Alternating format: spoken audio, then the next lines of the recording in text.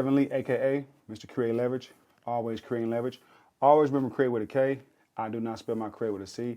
I spell my Kreate with a K because my name is Kevin Lee.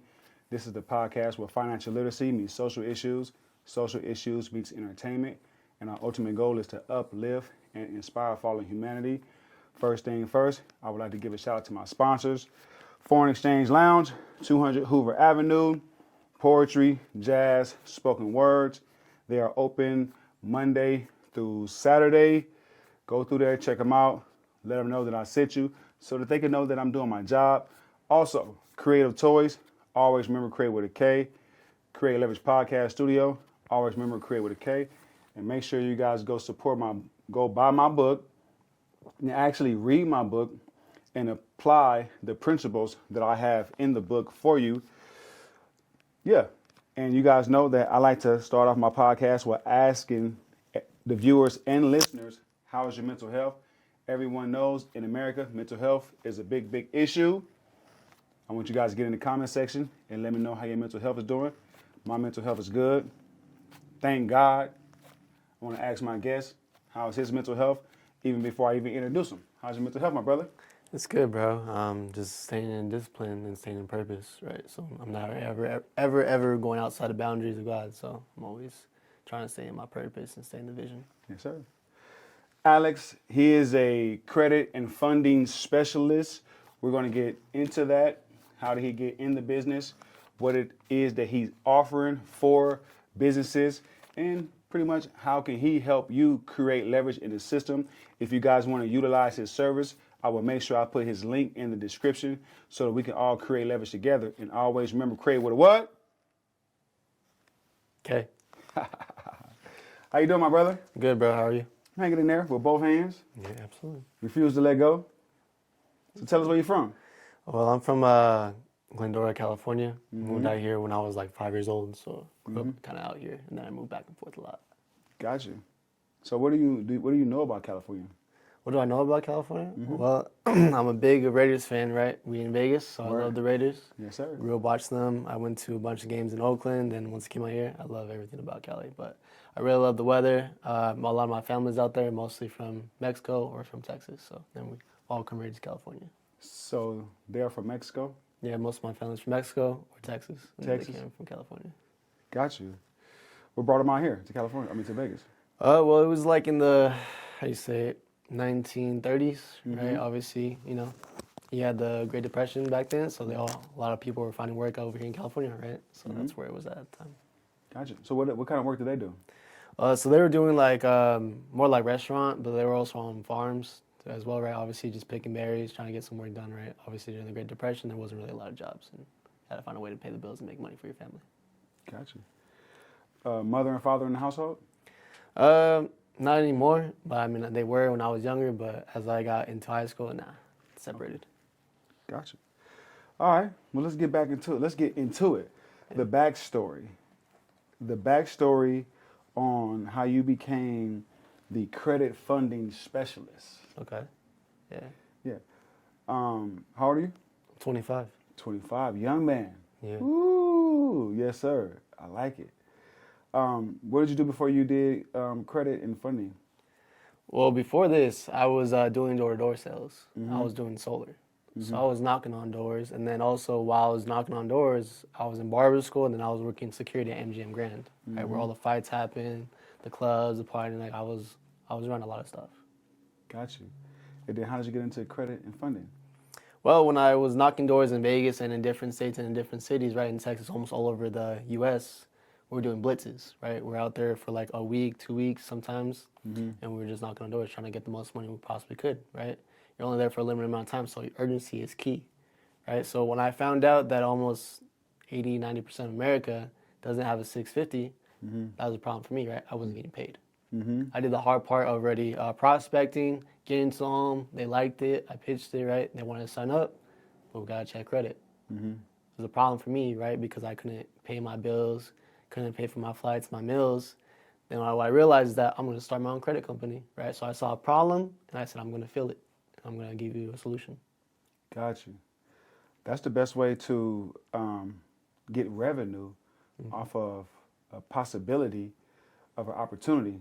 is you find a problem, you solve it by offering a solution and basically giving the consumer the opportunity to take it or leave it. I like that. What's your best sales pitch? My best sales pitch, like for solar, or for like You went door to security? door? Yeah, I went door to door. You know what's so crazy? Like my second hustle that I had growing up was door to door. I used to sell candy for a nonprofit called Youth to the Future. Shout out to Youth to the Future. I hope y'all still doing good out there, and I hope my crew that I used to sell candy with is doing good. I still remember my script. You know what I mean? My script was, "Hi, my name is Kevin. I work for Youth to the Future. Youth to the Future is a nonprofit that help at-risk youth stay out of trouble. Right now, I'm trying to win a trip to Magic Mountain. I really appreciate if you would buy a piece of my candy." That was my pitch. That's 20, 30, 40, no, I ain't that old, but at least 30 years ago, I still remember my pitch from way back then. You got a special pitch that you use when you go door to door? Yeah, you know what I would do? I'd be like, yeah, you know, Auntie down the street, TT, right? I'd be like, yo, they told me to come over here because I just sold them on solar, right? I didn't actually sell them on solar. I'd just be like, yo, they told me to come over here, show you what we got cooking up. Maybe I can save you some money on the bills. Is there a side of the corner of the table I can use? Say the last part again? Is there a corner of the table that I can use? Is there a corner of the table that I can use? Yeah. Man, get out to the people, man. Tell them that they're going to send you that cash app if they appreciate that ism. Say it again. So pretty much what I would do is I would just go up to them, right? I'd say like a certain name on the block, because we would have like an iPad, right? We would see anybody's names, addresses. I'd be like, hey, is Tammy, you know, I'm not sure if you know Tammy in the corner. She's like 5 houses down. She has a Tesla. She told me to come and talk over you guys, saying that maybe we could save you some money on the electricity bill. Is there a corner of the table I can use? So you see if I can save you some money on your electricity bill? Is there a corner of the table that I can use? Yeah. So I can see if I can save you some money on the electricity bill? Yeah. Fuck yeah. Yeah. And then I'd be like, shoes on or off? That's it. Shoes on or off? Yeah.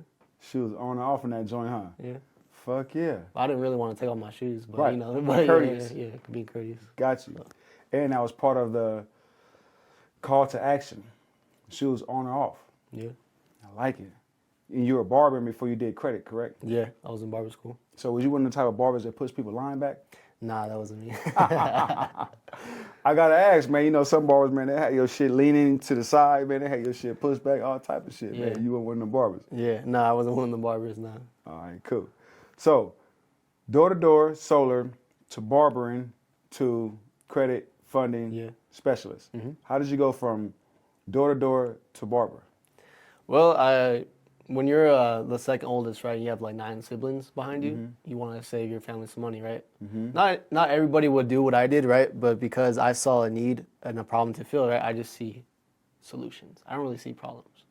So instead of like seeing my money waste like on haircuts like a month for, you know, 6 boys, I'll just take it upon myself to go learn. Right, that's just the type of person I am. I want to learn because I'm hungry. Right, so what I did was like, Mom, I'm going to barber school. I'm going to pay $15K. I'm just going to learn. I'm going to help you save some bread.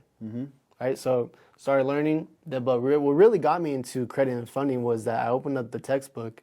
They were talking about taxes, LLCs, and credit. And I was already somewhat in a mentorship learning about that stuff because I wanted to learn. Right, I wanted to learn like, why is this so important? Why is it 80-90% of purchases in life, at least in the U.S., all revolve around credit? Once I was like 6, 7, 8 months in barber school, I had like 1 month left to graduate. I realized, why am I going to be cutting hair for, let's say, $20, $30, $40, $50 an hour, or just like on one haircut, when I could be anywhere in the world making Wi-Fi money? And I dropped out of barber school with 1 month left to graduate. And started your business. And I started my business. I went full time. Because I realized that everyone around me is a 1099 independent contractor. They all need credit, they all need funding, and they all want to open up their own shop. And that was tattoo artists, nail techs, eyelash techs. It didn't matter who it was. Any business owner, I could work with almost anybody. That's why I dropped out. Got you. So you started credit first? Well, I did actually both at the same time. But it was credit and funding. But I was mostly predominantly doing credit. You specialize mostly in business or personal? Both. Both? Yeah. Got you. All right. Cool. So, credit. What is the biggest misconception that people have about credit? The biggest misconception that most people, I would believe, in America have is that they think it's just deleting items that will help out their credit report when it's really four other factors than that. Mm-hmm. That's a big misconception. Gotcha. My take on the biggest misconception is people focus more on the credit score versus the credit profile. Absolutely. And this is one thing that I have to explain to people because I'm a financial literacy and a business coach as well.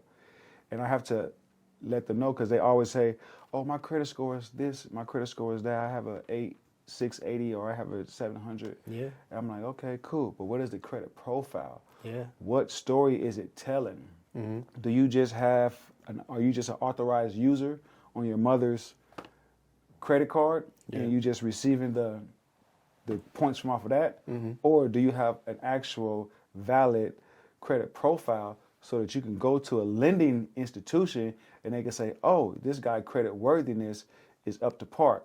That is like the biggest misconception to me. You know what I mean? Absolutely. Yeah, you're not wrong about that. He definitely knows his stuff. Kreate Leverage family. He knows his stuff. Yeah, most definitely.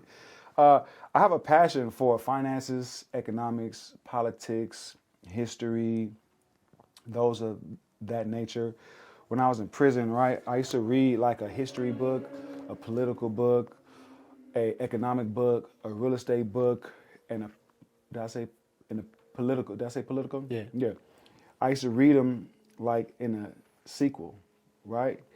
And I used to, every one of them collaborate with one or the other, right? Mm. And that's where the term Kreate Leverage come from. That's where the moniker of Kreate Leverage come from, because as I was reading it, right, all the way from the hunting and gathering era, I think that was the first era of humanity, I learned that everyone throughout history was trying to put them and their people in a better position in the system. Basically, they were trying to create leverage. I just so happened to put the K on it because my name is Kevin. You know what I mean? Absolutely. So that's one thing that I have a passion about, is helping people and allow them the opportunity to give them the information to allow them to create leverage in the system. Because I figure like this, Alex, if I help you get in a position, right, and I help Tamika get in a position, then that gives me more leverage. That gives me more power. That gives me more resources, right? Mm-hmm. That's what the politicians do.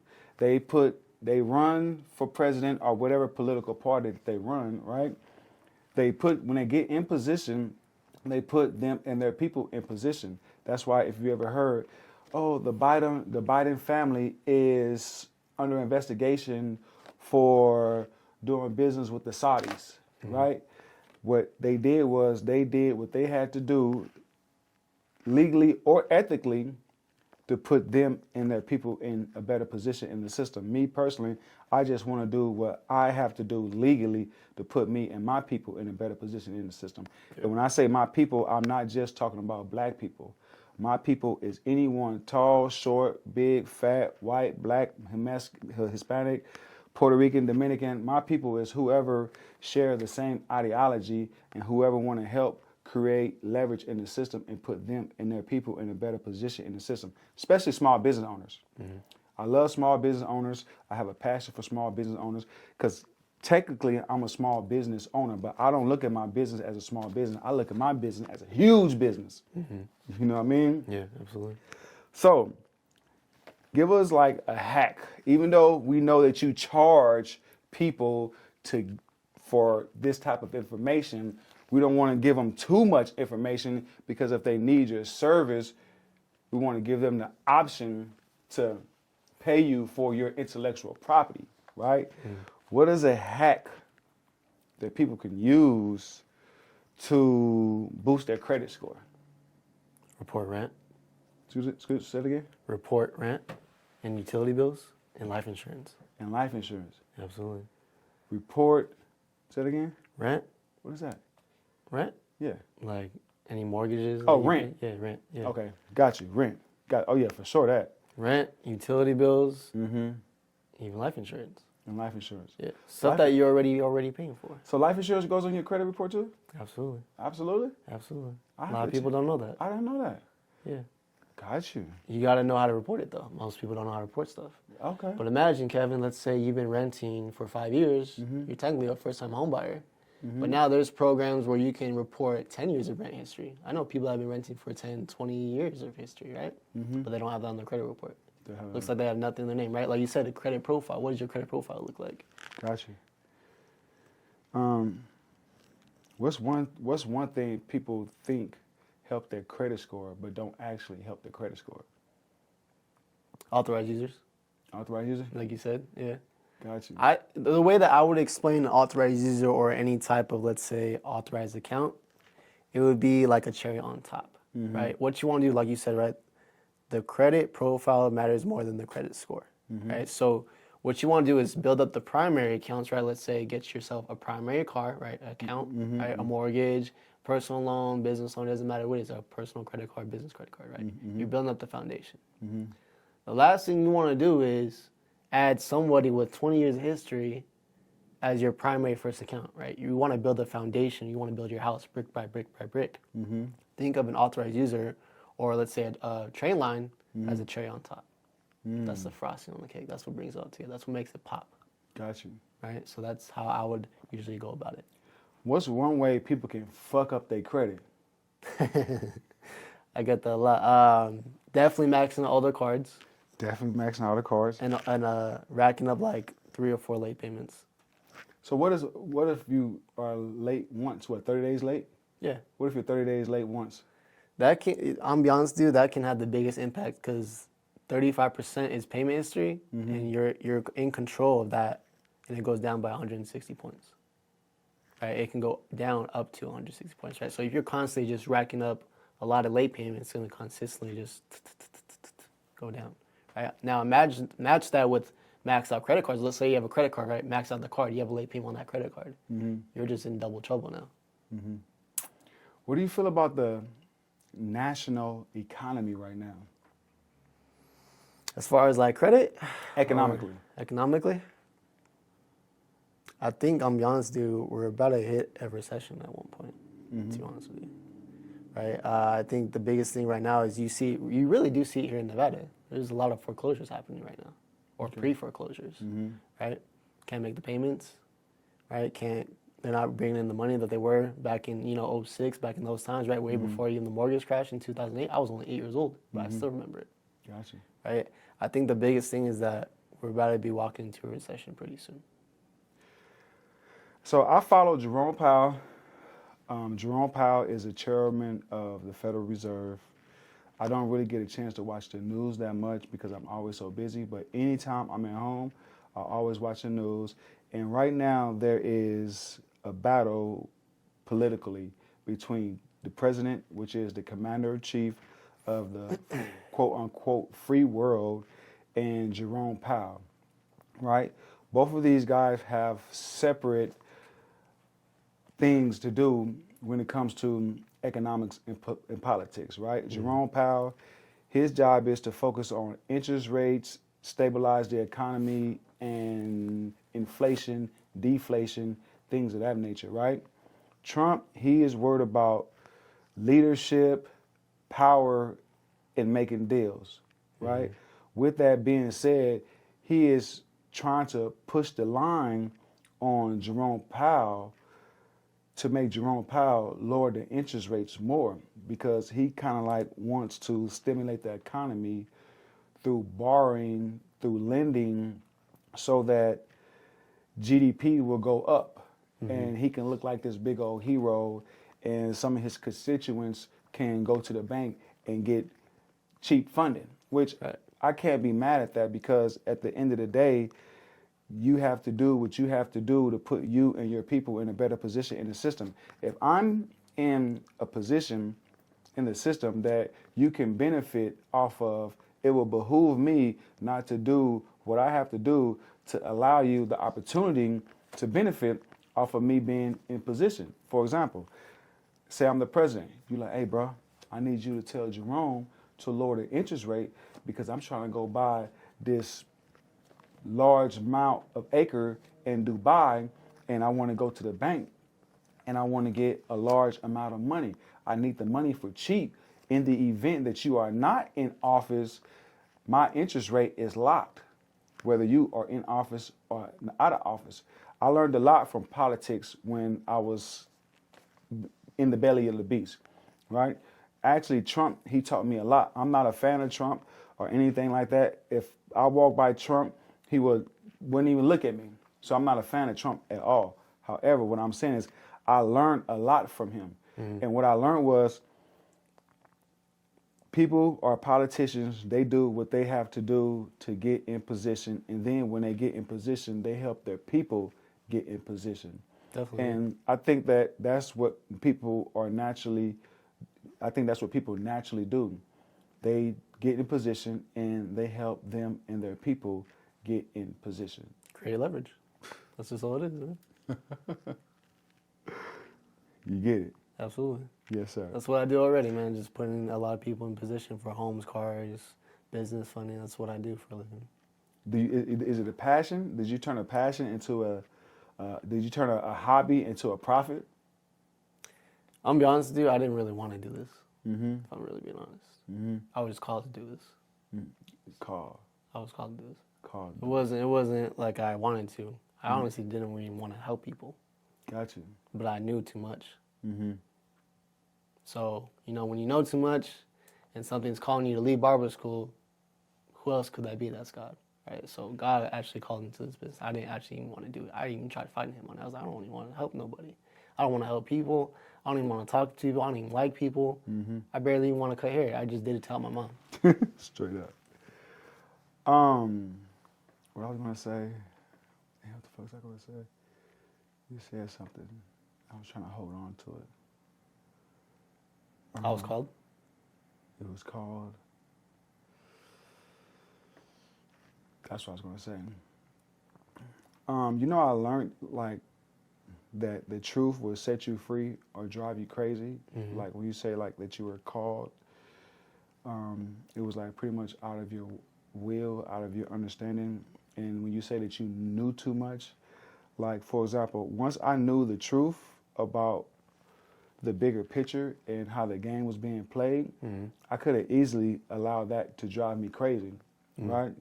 However, I allowed that to add fuel to the fire of a passion that I can turn into a profit because I want to help people create leverage in the system, right? And a lot of that has to do with giving them factual informations minus the emotions, because a lot of people, they have information and they make the decision based off of emotion. If you take the emotions out of the situation, then what do you have? Motion. No, you have exactly what it is. You might have misunderstood it. If you take the emotions out of the situation, then if you take the emotions out, then what do you have? You have exactly what it is. This person is this person is that, this person likes to do this person does not like to do that, this person, you know what I mean? If you take the emotions out of anything, then you can see the situation exactly for what it is worth. And shout out to the messenger that gave me that information. You know what I mean? Mm-hmm. So, funding. What lending institutions do you go through to get an individual, one, or a business funding? Personal side or business? Yeah, both. Those are two questions. Okay. What institutions do you go through, personal or business? So if they want, say, personal funding, I'll be honest with you, you know what I target first? It isn't really the tier 1 banks. Mm-hmm. Okay, so just based off my experience, because obviously I fixed my own credit. I went from the 500 to 700 in 3 months. Mm-hmm. Then I built up my profile. You say you did what? Tell people, you did what? I fixed my credit because I was my own first guinea pig, right? I couldn't just be like, hey, I'm fixing credit, right? They ain't going to buy from me, right? They need to be a guinea pig, right? So I was a pig myself. Mm-hmm. So my mom, I'm be honest with you, right? This is why I would never be a co-signer for anybody else ever again. My mom messed up my credit because I was a co-signer for her, right? So she was supposed to pay the bills on it. She didn't pay the bills on it. Mm-hmm. My credit's jacked up, right? Had a shitload of late payments, a lot of collections. And from there, right, started my own credit business. So I'm like, I'm going to be my own guinea pig. I'll try it on myself. Went from 500 to 700 in 3 months. Just deleting stuff. And that's what you could do for them? Absolutely. All right, cool. Absolutely. But back to the funding situation, right? I actually target who are they already in bed with? Who are they already doing business with? If I find out they're a Capital One, Wells Fargo, or any other regional banks, let's say like Mountain America, no one's ever heard of that bank, right? Elon Financial, Dover, they don't know that any of those banks. But I can ask them, wait, who are you already been doing business with way before we even target the Tier 1 banks? Right? Do you already have, let's say, an established LLC? How long has it been in business for? If they don't have one, I can get them a Shelf Corp, 5 years off, right? And then from there, I target any of the Tier 1 banks, which can be like Chase, American Express, Navy Federal, right? But I can go with like Rook Financial for business revenue. Let's say people have bad credit, I can get them off of that as well. Gotcha. Which one do you like working with? Who do you like working with better, personal or businesses? Depends on the client, I would say, right? I mean, obviously, I'm not in control of who they are already in business with, but I can definitely guide them in the right direction. But also, just because they want business funding doesn't mean they can't get business revenue or business credit, right? There's 3 different ways to get capital here in America. Leveraging your credit, LLC, credit profile. There's business revenue, and there's also, you can go off of business credit as well. Gotcha. Alex, credit, funding, specialist. Is the market competitive? I'm gonna be honest with you, there's definitely a lot of us, but there's not many of us that have like values or morals. I'm gonna be honest with you. Gotcha. Because you know what's so crazy? Ever since we spoke, I have all kind of ads on social media saying, hey, if you want to learn how to fund your business, or if you want to become a credit or a funding specialist, get in contact with me. Siri, iPhone, I can think of something, and next thing I know, I got all kind of ads, all kind of teasing. I can't even think of it. They're on it. What do you feel about like marketing in the social media world? Oh, well, I'll be honest with you, it's changed definitely over the last decade, for sure, right? I think the biggest thing that a lot of people don't even care about, like, say, the photos or the testimonials, right? If it's not a video or it's not a reel, you don't actually do it in their eyes, right? They gotta see you at least like 7 or 8 times on like 7 different platforms to actually believe you actually do what you do, or you are who you say you are, right? So you gotta have like a social media presence, and you don't even need to even have an actual skill or a college degree to even do a business anymore, right? To even make money, right? We've seen that now. Look at all these influencers all over the world making millions of dollars, right? I think the biggest thing is that, for one, stop trying to be perfect, and 2, just be your authentic self, right? There's nobody like you, there's nobody better than you, right? You are who you are, right? So just use it. I look at social media only as a marketing tool, maybe because I'm such a private person. I've always been a private person. If I didn't have a business or a brand that I was building, I don't think I would actually be on social media. That's just me. I don't want the world to be that close to me, you know what I mean? Because I hold my prized possessions close to me, you know what I mean? So I only use social media as a marketing tool. That's you probably would never see, you probably hardly ever see like personal content of me, because maybe I need to, so that I can show people that I'm a real person. I have an actual life outside of my business. You know what I mean? And I think that that's part of social media and building a brand. I have to grow into that. I just know that I'm like a private person. You know what I mean? I'm not even in front of the camera type of person. I just made a decision one day that if you want to be like Sam Walton, which is the founder of Walmart and Sam's Club, you have to get in front of the camera. And once I did that, well, after it took me a couple more years, because I made that decision when I was in prison. But once I got out of prison, I just immediately went into the camera. I was like, fuck it. I was fearless. That's why if you go to my social media page, you scroll all the way down. It's like my first videos. You can see like, and then especially after I tell you this now that I'm not a like in front of the camera guy, I just said, fuck it. You know what I mean? And that's pretty much what I did. That's pretty much what I do. I want to master being a public speaker. I want to be able to get in front of the audience and deliver the message without a so, or anything like that.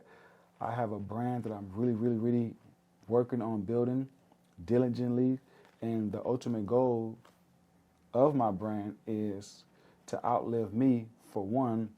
Two, Sam Walton is the founder of Walmart.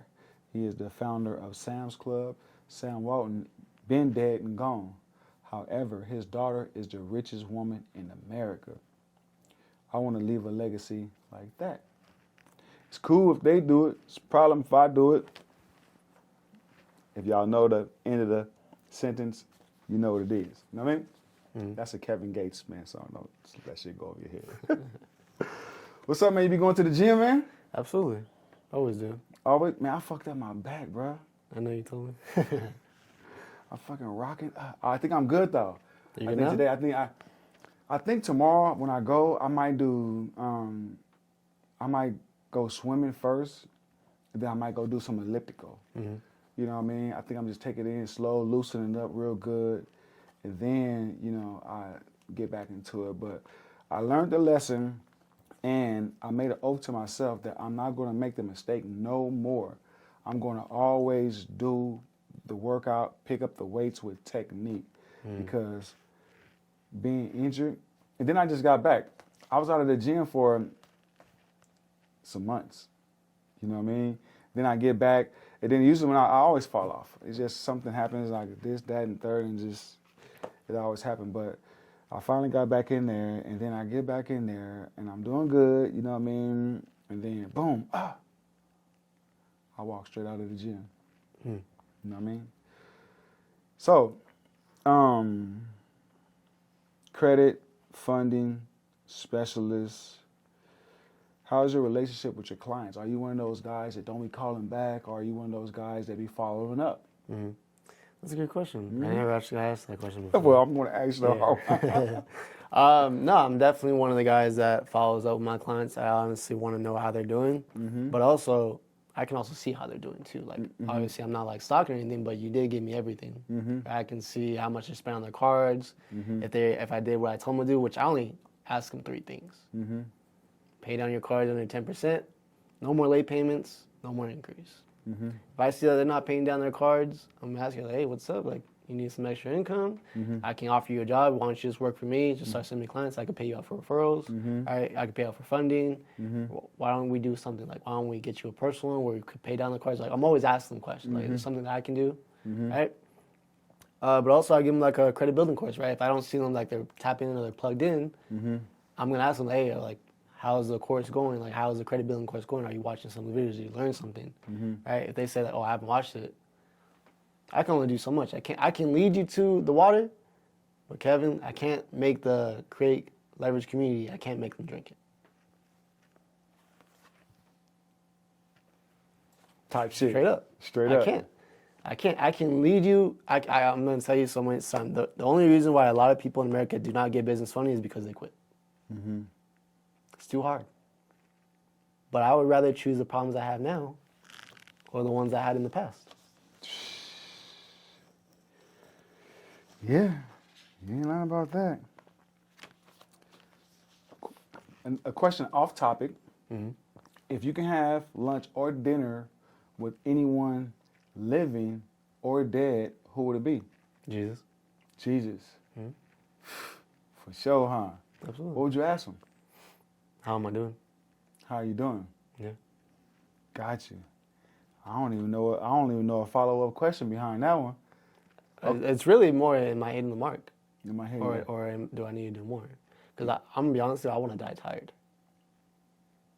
The reason why I'm going so hard in this business is because, for one, I can't be like everybody else and be like, what if I did this? Or what if I did this better, right? I can't go with my life saying like, oh, maybe tomorrow, right? Tomorrow ain't promised to nobody. So the reason why I want to go so hard is because I want to find out how great I am. If I told you what I left behind just to be fully committed to this business, it might shock a lot of people, right? The girl I was supposed to be with for 5 years, she's gone. She ain't here. That's one. I had to cut off family and friends. Couldn't go out. I went through so much in the last 3-4 years. I'm not the same person I was. Like, same thing like you said, right? You're a very much like somewhat of a private person. I'm an introvert. Mm-hmm. Speaking was tough for me. Mm-hmm. Even knocking on doors was tough for me. You know why? Because I would like frigid out. My Mm-hmm. hands would shake, Mm-hmm. everything. But this is now the new normal to me. I can sit here, look in your eyes, at them in the camera, and be like, "This is me. This is my business. Here's what you're gonna get. Here's what the offer is. Here's the solution." Right? So they can either get right or get left. That's really all it is. I'm not here to.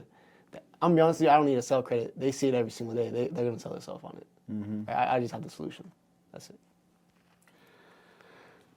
So I believe the best way to position yourself in the market is a path of least resistance, right? So with that said, how do you feel about someone positioning themselves in the market, and what is the best avenue to put themselves in the best position? When you mean market, can you elaborate? Overall market. No matter who's the president, who is the chairman of the Federal Reserve, Mm-hmm. the overall market, how do you feel the best way for people to put themselves in a better position in the market, no matter who's in position? No matter who's in position. That's a good question. Mm-hmm. You thought about that one, huh? Nah, because I'm gonna answer it. Okay. No matter it actually is a good question, because like I said. Yeah, you take it on it, and then I have my take. Okay, on it. yeah. So like I said, so right now we got Jerome Powell, who is the chairman of the Federal Reserve. His job, constitutionally, is interest rates, Mm-hmm. deflation, inflation, and stabilizing the economy. Completely separate from the executive, the chairman in charge. The chairman in charge, his objective or his role as the executive branch of the three branches of the government, his job is as of this point, he thinks he's a dictator, Mm-hmm. right? So how do we position ourselves in the market so that even if they're in conflict, we are still in a good position in the market? I say, first, being in tune with them and what they have going on, right? If you don't know what's going on and you're filling your pocket and your pocket is not as fat as it was last year, most likely it has something to do with economics, which in all has something to do with Jerome Powell, because he is the guy that controls the interest rate, inflation, deflation, and stabilizing the market. That's why I always bring up Jerome Powell to my networking community. Mm-hmm. I tell them, listen, man, pay attention to Jerome, because we're in economics, we're in finances. Mm-hmm. We are the backbone of America, which is the small businesses. So we have to pay attention to the money. We have to pay attention to economics. We have to pay attention to politics. That's why so many people have been so far behind the scratch line for so many years, because they don't pay attention to economics. They don't pay attention to politics. They say, oh man, that stuff is, it's out of my reach, and I'm not going to go vote. It doesn't do that. I done heard so many people say that so many times. But Jerome Powell, like for example, I've been so busy that I didn't know that Jerome Powell lowered the interest rate 3 times last year.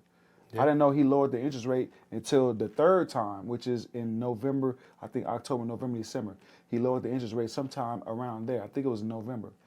And that was the third time that he lowered the interest rate. I didn't even know that. They was like, oh, he lowered it 3 times. Like, yeah, he lowered this 3 times? And I preach paying attention to Jerome Powell. It was just I must have missed it twice somewhere along the way. And I found out the third time that he lowered it, that he lowered the interest rates one more time. So to answer my own question, the best way to position yourself in the marketplace, no matter who is in office, no matter who is in the Fed in control of the value of the dollar, basically, is you have to follow them. You have to make sure that the interest rates are still the same as it was 3, 4, 5, 6, 7 months ago.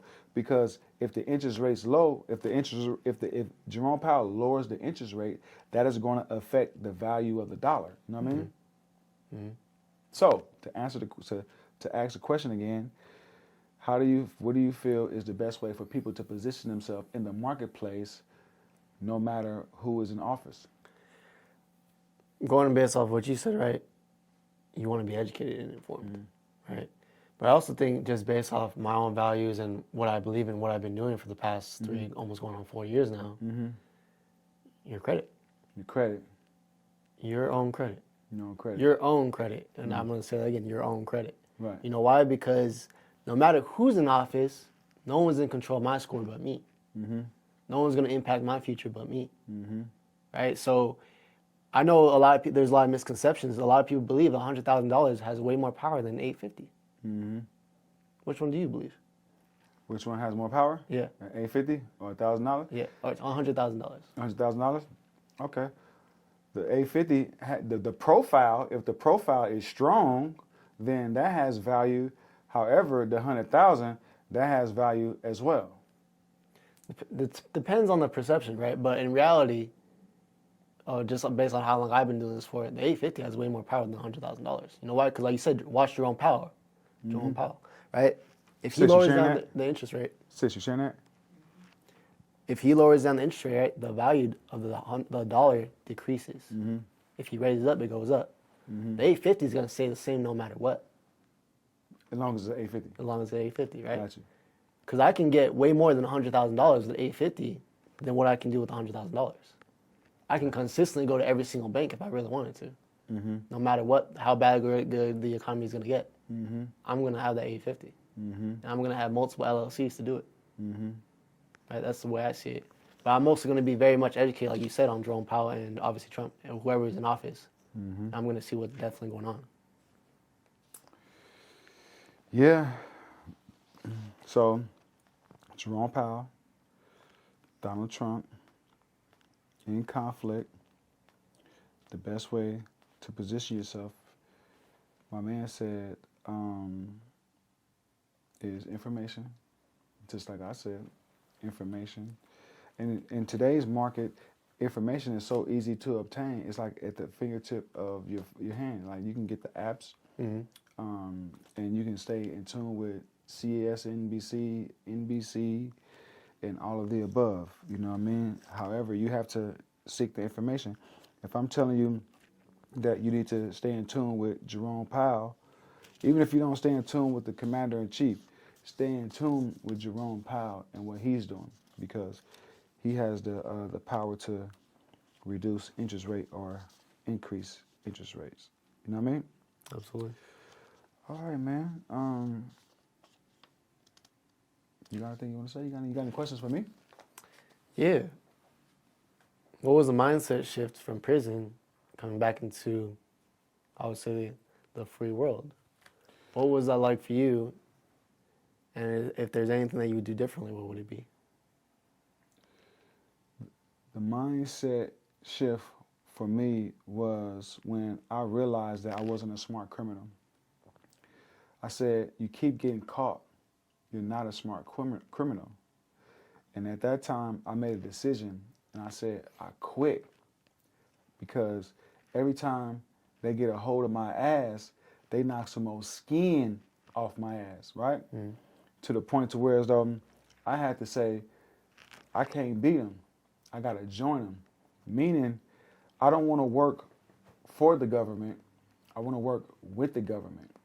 Meaning that the government went to war for America, right? Not only did they go to war, they did what they had to do to put them and their people in a better position in the system, the overall system, right? And just so happened, us as Americans, we are their people. They had to do what they had to do. Some of it was legal, some of it was not legal, some of it was ethical, some of it was not ethical, right?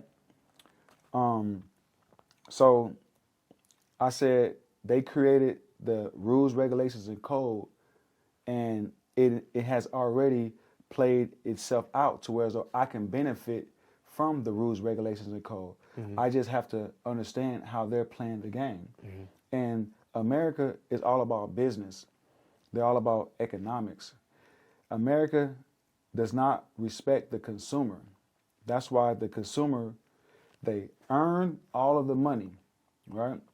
Before they touch the money, it gets taxed. Then they take home what is left and then get taxed on that. So that's why I say the government does not respect consumers. It doesn't really respect the working man. It only respects the sweat equity that the working man can do. That's why the working man earns the income, get taxed on the income before it even touches their hand. Then they take home what's left. Then they get taxed on everything else that they spend, give or take. You know what I mean? If your state does not have sales taxes, then you don't get taxed on the income that you take home. However, the businessman, he earns all of the income, spends all that he can spend on business expenses, right? Then he get taxed on what is left. What does the businessman do? He's going to make sure that he spends all of the income on business expenses. It's simple. So, like I said, I had to make a decision that I'm not a smart criminal, and then I quit. I said, I quit. Then I said, I'm not going to work for the government. I'm going to work with the government. Not in the form of going to go wear a wire and get someone put in jail. Nah, that's not what I'm talking about. What I'm saying is they created the rules, regulations, and codes for me to benefit off of. These days, I don't really want to hear no black person saying the white man is holding me back. Because a lot of black people, they say, oh, it's the white man, it's the white man. Nigga, no, the white man ain't. The white man ain't holding your ass back. Go holler at my boy Alex. He going to show you how you get your credit right. Then he going to show you how you go get your bread. Then you going to be like, man, the white man ain't holding me back. Nigga, I was holding me back the whole time. That was the mind shift. I never was the type to be like, oh, the white man holding me back. No, I never was that type. I always was a go-getter. I always was a hustler. I just had to change the product and continue the same hustle and get the information. So that's the answer to that question. I love that, bro. That's a good answer. Yeah. There's not a lot of people that do that. And I encourage anyone that is still in the streets, still not following the program, the way that the program is supposed to be played, I encourage you to email me, right, at info@kreateleverage.com. Only if, and that's Kreate with the K, only if you're serious about changing your mindset and you really want to play the game on how the game is supposed to be played. The game is not supposed to be played by you in the streets committing petty ass crimes or banging a block that you don't own. You are banging 400 block or whatever the fuck the street is, but you don't even know the cap rate in that area. You don't even know the property value in that area. You don't own nothing in that area, but you are representing an area that the government owns. You don't own shit up over there. If you're going to bang a block, bang the block that you own. When I pull up in my shit, I say, man, I own that block right there. Because that's a piece of the American piece of the pie. That's a piece of the American pie that I own. You know what I mean? Yeah. And I believe in creating leverage with a K. Because we do not spell our create with a C. We spell our create with a K. Because my name is Kevin Lee, a.k.a. Mr. Kreate Leverage. All right, brother. You got any words for the people? Any last minutes? Yeah, I got a couple. I think if you're going to be, you can't spell balling without being all in. Right, you got to be all into the business. It has to consume your thoughts, right? But you also have to have something that definitely drives you, that wakes your ass up. Right, like me, you, obviously we text from time to time. You up at 5, I'm up at 5. I'm going to go get it. There's nothing more important in my mind, because I can see the goals in my mind. I can see the life that I want in my mind. And I don't even think I even hit the tip of the iceberg yet. Mm-hmm. And I've been in this business for 3-4 years now. Hell yeah. Right? I feel like God's led me up to this point. Why would I stop now? Why would you stop now? Right? I gotta be all in.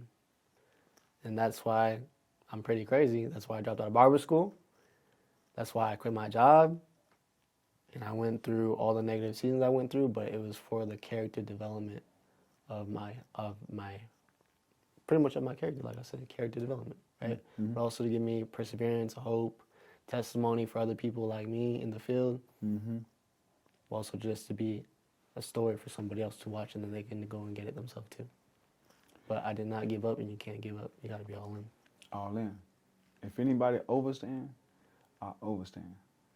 So you mentioned something about 5 o'clock, being up at 5 o'clock. I'm up at 5 o'clock every morning because the New York Stock Exchange opened up 3 hours before us. Mm-hmm. So if the New York Stock Exchange opened up at 8 o'clock and it's big plays being played over my head, then I need to at least be up and be trying to figure out how I can get in the mix. Even if I'm not directly a broker or a stock broker or anything like that.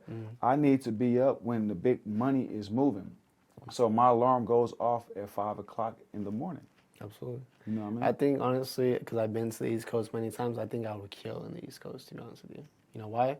Because almost all my clients, I do have a lot of clients all over the U.S., but majority of my clients are West Coast. If I'm in the East Coast, I'm already 3 hours ahead of the work. Right. And I'm already at the gym. I read my Bible. Hell I already yeah. prayed up. I'm going to dominate. I'm going to run circles around everybody. Earl Thomas, he has a motivational speech called "When You Want to Succeed as Bad as You Want to Breathe," right? And I be talking to my people because I'm a leader amongst most of my community, right? And I tell them, not only do I tell them, I lead by example. And I took this passage from Earl Thomas that when you want to succeed as bad as you want to breathe, then you will succeed. That is kind of the same kind of concept that you have. Because I believe that you want to succeed as bad as you want to breathe. Because I want to succeed as bad as I want to breathe. And I live it, I walk it day to day. I hardly take no days off. One of these days I'm going to be able to take a day off. But right now, I want to succeed as bad as I want to breathe. That's how I know that I'm going to succeed. Absolutely. Because here you have it. I woke up at 5 o'clock this morning, right? It's like 8 or 9. It's like 8, 9, right? I worked 8.5 hours today. Ran from work to the podcast studio to continue to create leverage. Why did I do that? Because I, Kevin Lee, a.k.a. Mr. Create Leverage, I have to succeed because I want to succeed as bad as I want to breathe. And I mean that. Tell people where they can find you at, my man. Well, they could definitely find me at my Instagram, which would be I am Robert Alex Ruiz. They can also text my number. I'll give them the business number. For sure. 619-942-4901. And that's like the best way to get a hold of me. But also, you'll find me at the Kreate Leverage community. You'll also find me throwing my own events. I'm also going to be throwing my own webinars, right? I'm doing stuff that I never thought I would do 2 years ago, right? Running ads, throwing my own events, telling people how to get 100K up in the room, doing stuff different.